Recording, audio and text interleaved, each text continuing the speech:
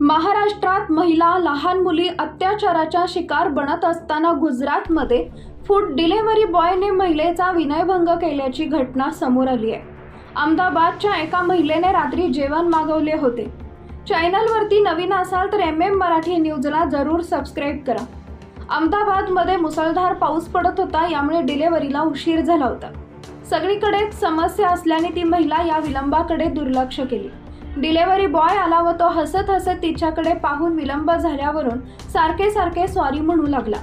अंधार असल्याने तो काय करतोय हे दिसत नव्हतं। अखेर तिनं त्याच्या पायावर टॉर्च मारली तेव्हा त्याचा प्रायव्हेट पार्ट दिसत होता। तेव्हा तो मॅडम थोडी मदत करा असं म्हणत होता। या महिलेनं याची माहिती झोमॅटोला दिली, परंतु तिचा त्रास आणखी वाढला। झोमॅटोनं दोन्ही बाजू ऐकून घेणार असल्याचं तिला सांगितले तेव्हा रात्रीचे 1 वाजले होते। झोमॅटोनं या महिलेला पुढील नोटीस येण्याची वाट पहा असं सांगितलं। एवढ्या रात्री रिफंड न मागता कोण असं करेल का असा सवाल या महिलेने विचारलाय। यानंतर झोमॅटोनं या डिलिव्हरी बॉयवर कारवाई करत त्याला कामावरून काढलंय। आता हा डिलिव्हरी बॉय पुन्हा या महिलेच्या पत्त्यावर येईल आणि तिला त्रास देईल अशी भीती या महिलेला वाटत आहे। आणि या महिलेनं माहिती घेतली असता तिच्या भागातील अनेक महिलांसोबत असा प्रसंग झालेला आहे, परंतु त्या लाजेखातर गप्प आहेत।